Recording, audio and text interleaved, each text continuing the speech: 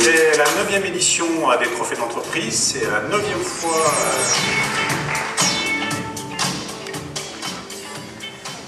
Alors, le trophée coup de cœur ce soir sera remis à la société Savaro de Chasse-Puzac en Haute-Loire. Qui sera représenté par son directeur général, M. Antoine Masner. 2019.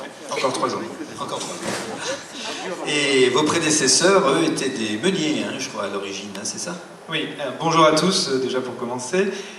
Effectivement, on a commencé au bord de la Loire, hein. Finalement on est une entreprise de la Loire, mais notre source est au tout début, hein, on va dire. On a commencé par de la meunerie, on était des meuniers, et en 2007, j'ai décidé avec mon père de revendre complètement cette activité de meunerie pour se respécialiser dans des métiers de niche. Voilà, donc conditionneur de champignons, d'escargots, de céréales. C'est une PME. En face de nous, en fait, on a des gros concurrents, des grands groupes, et on essaye de réagir très vite, de répondre aux demandes de nos clients, dont un de nos clients, Casino ici, qui est un client historique depuis 1907.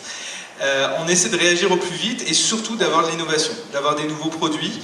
On surfe sur une gamme aujourd'hui qui est des produits véganes et végétariens, c'est-à-dire la protéine végétale est de plus en plus au cœur de l'alimentation humaine. On se détourne de la viande après des Horsegate par exemple.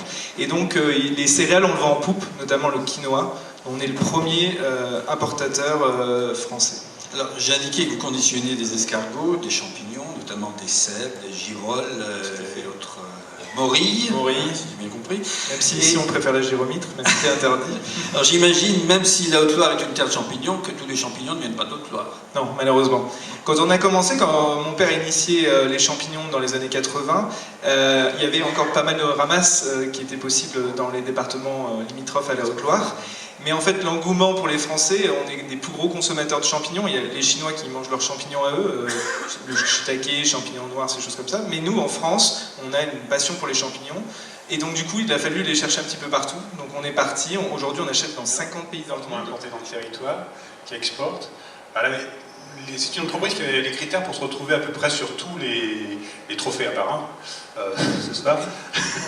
Sinon, on pouvait effectivement la primer dans n'importe quel domaine qu'on souhaitait mettre en avant. Donc effectivement, on en a parlé de Savaro pendant le jury, hein, tu étais là, sur différents domaines, et puis finalement on s'est dit, voilà, on va lui remettre le coup de cœur, parce que c'est le coup de cœur de tous ceux qui sont autour de cette table. Tribune Le Pôle.